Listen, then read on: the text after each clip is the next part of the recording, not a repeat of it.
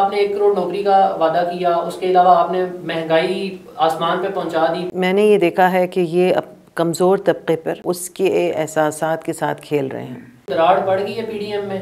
P D M میں 11 جماعتیں کے لوگ موجود تھے اور بلاول صاحب کا جو آن لائن خطاب تھا وہ سب نے سنا ہے. اب تو 11 جماعتوں کے کارکنان اگر نکلتے ہیں تو کیسے ہینڈل کریں گے آپ لوگ وفاقی دارالحکومت اسلام آباد کو؟ یہ جو ایلیمنٹس ہیں جو پاکستان کے دشمن ہیں، جو کسی بھی صورت میں پاکستان کا بھلا نہیں چاہتے، یہ ان کی ڈکٹیشن پہ کام ہو رہا ہے. ان کو نظر آ رہا ہے کہ بھی اب ہمارے ساتھ کیا ہونے والا ہے. زرداری صاحب، فریال تالپور صاحبہ، راجہ پرویز اشرف صاحب، خورشید شاہ صاحب، شرجیل میمن صاحب، یوسف رضا گیلانی صاحب، اور اس کے علاوہ بھی ایک لمبی فہرست تیار ہوئی ہے نیب میں. یہ ساروں بھی کرپشن کے کیسز ہیں. یہ وہ والی بات ہے کہ پانی میں مدانی مارو تو مکھن نہیں نکلتا. یہ پانی میں مدانی مار رہے ہیں. کوئی اس میں حقیقت نہیں، کوئی صداقت نہیں ہے. وہ روز آئے دن منہ پہ ہاتھ پھیرتے ہیں پرائم منسٹر صاحب اور کہتے ہیں کہ میں ان سب کو اندر ڈالوں گا. بسم اللہ الرحمن الرحیم. السلام علیکم ناظرین. جمہوریت ایک طرز حکومت ہے جس میں بندوں کو گنا کرتے ہیں، تولا نہیں کرتے. بندے گننے ہوں یا طاقت کا مظاہرہ کرنا ہو، کارکن ہمیشہ سے تختہ مشق بنتے آئے ہیں. بات کی جائے اگر پاکستان پیپلز پارٹی کے دور حکومت 2008 سے 2013 کی، اور اس کے بعد 2013 سے 2018 کے پاکستان مسلم لیگ نواز کے ٹینیور کی، اور اب 2018 سے 2020 جو پاکستان تحریک انصاف کے لیے ایک مشکل ٹینیور سمجھا جا رہا ہے. مشکل ناظرین اس لیے ہے کہ 2008 سے 2013 کے دوران پاکستان پیپلز پارٹی کے یہ دعوے تھے کہ ہم جو بجٹ پیش کر رہے ہیں وہ عوام دوست بجٹ ہے. مولانا فضل الرحمان صاحب اور اپوزیشن جماعتوں کا اس وقت ایک گٹھ جوڑ ہے. پچھلا احتجاجی مارچ مولانا فضل الرحمان والا، پاکستان تحریک انصاف نے ایک اچھی ترکیب کے ساتھ اس سے نبرد آزما ہو گئی تھی، اس سے نمٹ لیا تھا. لیکن اب پاکستان پیپلز پارٹی اور مسلم لیگ نواز مولانا فضل الرحمان صاحب کے دستے بازو بن چکے ہیں، اور اس کے علاوہ دیگر 11 جماعتیں بھی ان کے ہمراہ کھڑی ہیں. تو آج ہمارے ساتھ جو پینل موجود ہے، سب سے پہلے آپ اس کا انٹروڈکشن کرواتا ہوں آپ سے.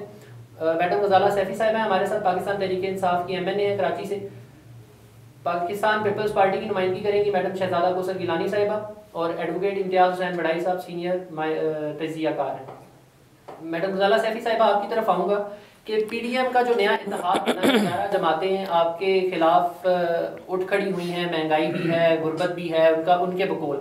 تو کیسے نپٹیں گے آپ لوگ ان سے اس دفعہ؟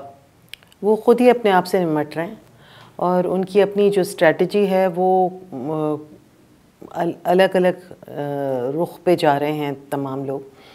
آپ نے دیکھا کہ بلاول اس وقت جب کوئٹہ کا جلسہ ہوا وہاں پہ انہوں نے آن لائن خطاب کیا، موجودگی نہیں تھی ان کی وہاں پہ. تو اس سے صاف ظاہر ہو رہا ہے کہ آہستہ آہستہ بتدریج جو پہلے ہماری پیشن گوئی تھی وہ صحیح ثابت ہو رہی ہے، اور آہستہ آہستہ بتدریج یہ پی ایم ایل این اور پاکستان پیپلز پارٹی اور مولانا فضل الرحمان کی جو پارٹی ہے اور دیگر پارٹیز جو ہیں وہ آہستہ آہستہ بائیفیکیٹ ہوں گی، کیونکہ ان کی سوچ ایک نہیں ہے، ان کا ایک زاویہ نہیں ہے سوچ کا، اور ایک رخ میں نہیں ہیں یہ لوگ، اور ہمیشہ ایک دوسرے کی نفی کرتے آئے ہیں، جس کی انہوں نے پہلے پرواہ نہیں کی، اور غربت کو وہاں تک پہنچایا جہاں پہ 2 نسلیں غریب ہوئی ہیں. ایک نسل کی بات نہیں ہے، 5 سال کی بات نہیں، 10 سال کی بات نہیں، 2 نسلوں کو غریب کیا ہے.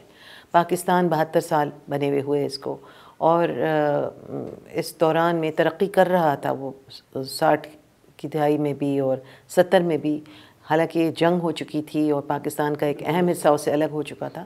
اس کے باوجود پاکستان بہتری کی طرف جا رہا تھا، مگر بتدریج پاکستان کو جھٹکے لگا کر، اور اب اس وقت ایف اے ٹی ایف کے جتنے بلز تھے اس پہ انہوں نے اس کی نفی کرنے کی کوشش کی، پاکستان کو بلیک لسٹ میں ڈالنے کی کوشش کی.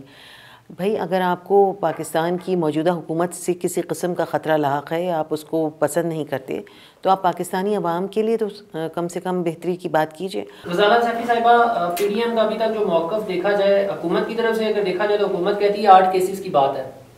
ان کی طرف سے دیکھا جائے تو وہ کہتے ہیں کہ آپ نے 1 کروڑ نوکری کا وعدہ کیا، اس کے علاوہ آپ نے مہنگائی آسمان پہ پہنچا دی. پہلے 2008 سے 2013 تک عوام نہیں چیخی، 2013 سے 2018 تک عوام نہیں چیخی بقول پی ڈی ایم کے.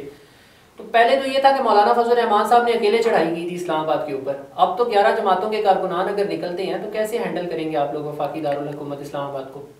دیکھیے، یہ میں نے یہ دیکھا ہے کہ یہ کمزور طبقے پر اور جو مجبور طبقہ ہے اس کے احساسات کے ساتھ کھیل رہے ہیں، جس کی انہوں نے پہلے پرواہ نہیں کی، اور غربت کو وہاں تک پہنچایا جہاں پہ 2 نسلیں غریب ہوئی ہیں.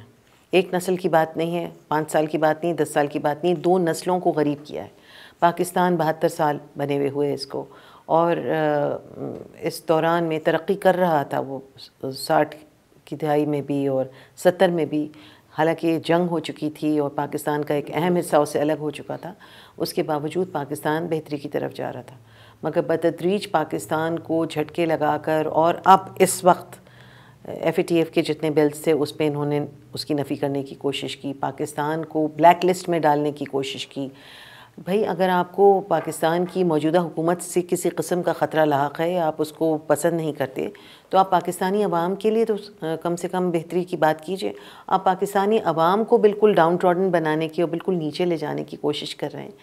اس میں پھر آپ کہتے ہیں کہ جی ہم تو ڈیموکریٹک موومنٹ ہے۔ کون سی ڈیموکریسی کی بات کر رہے ہیں آپ لوگ؟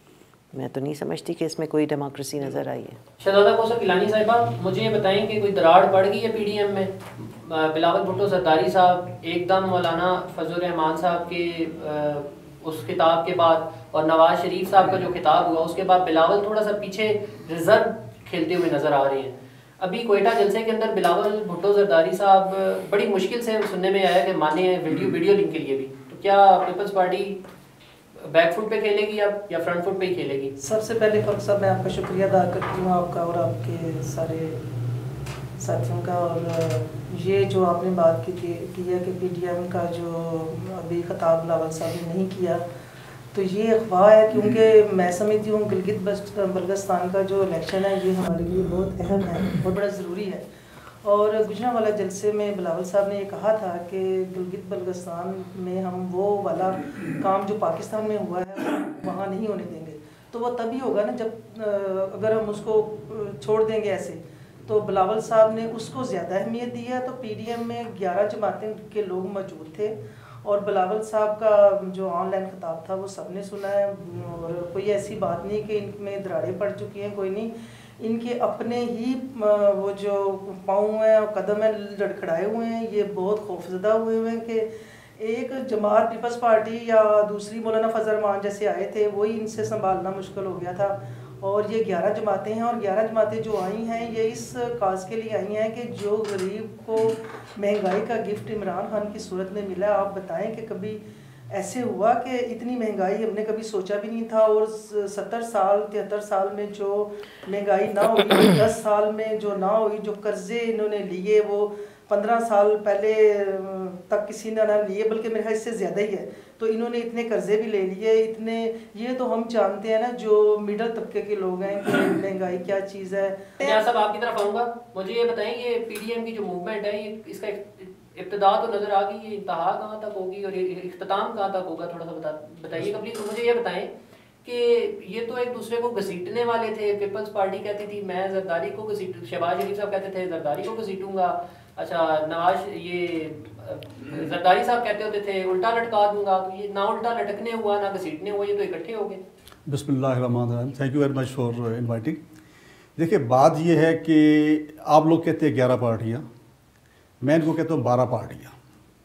یہ 12 پارٹی ہے، ایک پارٹی وہ ہے جو کہ نظر نہیں آ رہی، جس کے ایجنڈے پہ عمل ہو رہا ہے، اور یہ میرے اگر آپ سال پرانے پروگرام نکال کے دیکھ لیں، یہ میں نے جب مولانا فضل الرحمان یہاں تشریف لائے تھے، انہوں نے دھرنا دیا تھا یہاں پہ، آزادی مارچ کیا تھا، اس وقت میں یہ کہتا رہا ہوں کہ ایجنڈا کچھ ہو رہا ہے۔ ایجنڈا اس وقت ہے CPAC آپ کے سامنے۔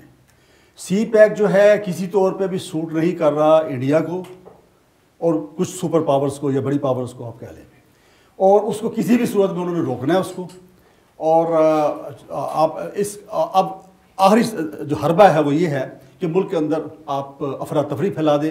آپ دیکھیں کہ انڈیا کی طرف سے دھماکے شروع ہو گئے ہیں، KPK میں ہو گیا دھماکہ، کوئٹے میں ہوا ہے، ٹھیک ہے نا، اب وہ دھماکے ہو گئے ہیں ادھر سے، یہ اس کی ایٹ ڈکٹیٹس آف، میں فیئرلی کہہ رہا ہوں، ایٹ ڈکٹیٹس آف یہ جو ایلیمنٹس ہیں جو پاکستان کے دشمن ہیں، جو کسی بھی صورت میں پاکستان کا بھلا نہیں چاہتے، یہ ان کی ڈکٹیشن پہ کام ہو رہا ہے، اور یہ بات بالکل واضح ہے۔ آپ تقریر سن رہے ہیں اس کی نورانی کی، کیا نام ان کا پورا، ویس نورانی، وہ پورا ایجنڈا بتا رہا ہے، وہ پورا ایجنڈا بتا رہا ہے کہ آزاد بلوچستان چاہیے، وہ ایجنڈا بتا رہا ہے کہ CPAC میں نقصان ہے پاکستان کا، تو انہوں نے ایجنڈا کھول کے بیان کر دیا۔